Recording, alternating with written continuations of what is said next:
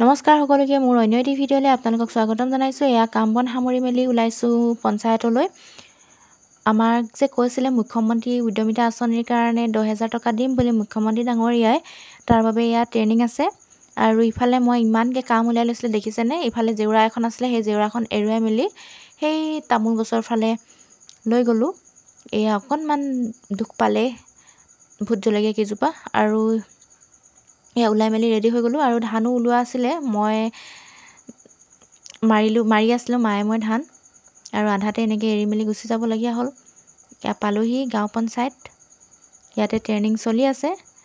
আজি কিমান মানুহ হৈছিলে পাহৰিলোঁ, কিন্তু 3 ভাগ কৰি লৈছে একেটা জেগাতে, যিহেতু বেছি গৰমৰ কাৰণে আৰু হুলস্থুলীয়া পৰিৱেশ এটাও হৈ যায়, বুজিবৰ কাৰণে অসুবিধা হ'ব মানুহবিলাকে, মহিলাসকলে, সেইবাবে এয়া 3টা ভাগত ভাগ কৰি দিছে।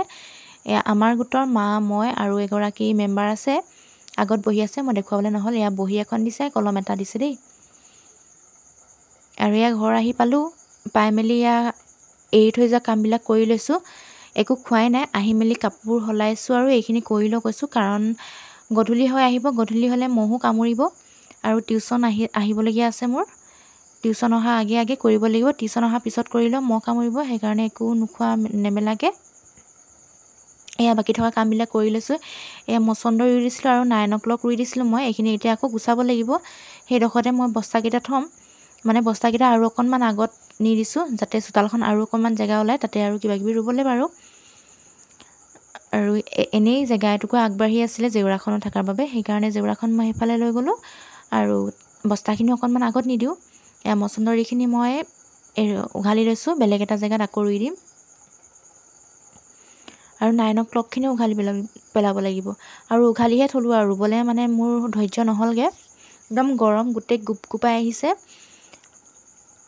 আৰু মহৰ কামুৰিটো দেখিছে নহয়, এয়া ভিডিঅ'টো দেখিয়ে গৈছে চাগে, মহখিনি গোটেই গালে মুখে ভৰিয়ে কামুৰিছে। আৰু এইবিলাক কাম কৰি মেলি গা পা ধুইহে শান্তি লাগিছে আৰু। এয়া এইখিনিও এৰুৱাই লৈছোঁ 9 o'clockখিনি। আৰু আমাৰ কঠীয়া ধান মাৰি শেষ হোৱা নাছিলে বাবে এয়া কঠীয়া ধানখিনি মানে মাৰি আছিলোঁ। আজি শেষ হ'ল হয়, কিন্তু এয়া ঘপককৈ খবৰ অহাৰ কাৰণে যাবলগীয়া হ'ল। আমাৰ মা আৰু মোৰ আৰু এগৰাকী মেম্বাৰ গোটৰ কুকুৰা আছিলে, কুকুৰা থকাখিনি আগত মাতিছে। যিসকলে গাহৰি দিছে, গাহৰিখিনিৰ পাছত মাতিব, পাছত মানে আৰু এনেকৈ চিৰিয়েলকৈ হৈ যাব। গাহৰি, কুকুৰা আৰু ছাগলী সেইবিলাকে বেলেগ এদিন থাকিব। 2দিনীয়া ট্ৰেইনিং হয়। আজি শিকালে আৰু ট্ৰেইনিঙত কেনেদৰে হাঁহ কুকুৰা পুহিব লাগে, কোনটো প্ৰজাতি হ'ব লাগে, আৰু গঁৰালটো কেনেকুৱা হ'ব লাগে। গঁৰালটো পূব পশ্চিমকৈ বনাব লাগে বুলি কৈছে, কাৰণ পূবেদি মানে বতাহজাক আহি পশ্চিমেদি বতাহজাক ওলাই যায়। যদিও বা কিবা বেমাৰ আজাৰ আছে, বেমাৰ আজাৰ হ'বলৈ চান্স আছে, সেইবিলাক মানে পশ্চিমেদি ওলাই যাব। কথাটো হয় অৱশ্যে দেই। আৰু কুকুৰা বহুত কেইজাতি নাম উল্লেখ কৰিছিলে, বন ৰজা আৰু কিবা কিবি আছিলে, মই পাহৰিছোঁ। মোৰ বহীত লিখা আছে বাৰু দেই, বহীটো লিখি দিছিলে। আৰু কোনবিলাক প্ৰজাতি ল'লে ভাল হ'ব, আৰু বজাৰখন কেনেকৈ ধৰিব লাগিব, সেইবোৰ শিকোৱা হৈছিলে। আৰু আজি আধাখিনি শিকালে, কাইলৈ আৰু পাছৰখিনি শিকাব। মই আপোনালোকক জনাম বাৰু দেই, পাছদিনাখননো কি কি শিকালে। আজি ইমানখিনিয়ে শিকালে, আৰু কিছুমান দিলে আৰু, কাৰণ ট্ৰেইনিং খুব কমেই হোৱা হয় সদস্যাসকলৰ, তো বহুতো জানিবলগীয়া কথা থাকে। CLF কি, VO কি, সেইবিলাক আৰু গোটৰ কোডবিলাক থাকে নহয়, সেইবিলাকো মানে আৰু জানি থৈ দিয়া দৰকাৰ, যিসকলে আত্মসহায়ক গোটত আছে।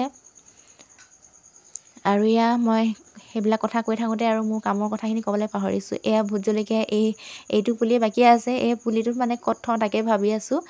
গোটেইখিনিয়ে জেগাত হৈ গ'ল। এই পুলিটো মানে অকণমান হেৰি হৈ, মানে জেগা বিচাৰি পোৱা নাই। তামোলজোপা তলতে থলোঁ, কিন্তু এতিয়া তামোলৰ পাতে অনিষ্ট নকৰিলে হয় পুলিটো।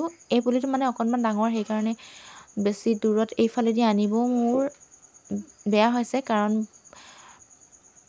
ভোট জলকীয়া পুলি লেহুকা থাকে। যিখিনি চাপৰ সৰু সেইজোপা মানে এইফালে আনিলোঁ, কিন্তু ডাঙৰজোপা এই তামোলজোপা তলতে থ'বলগীয়া হ'ল।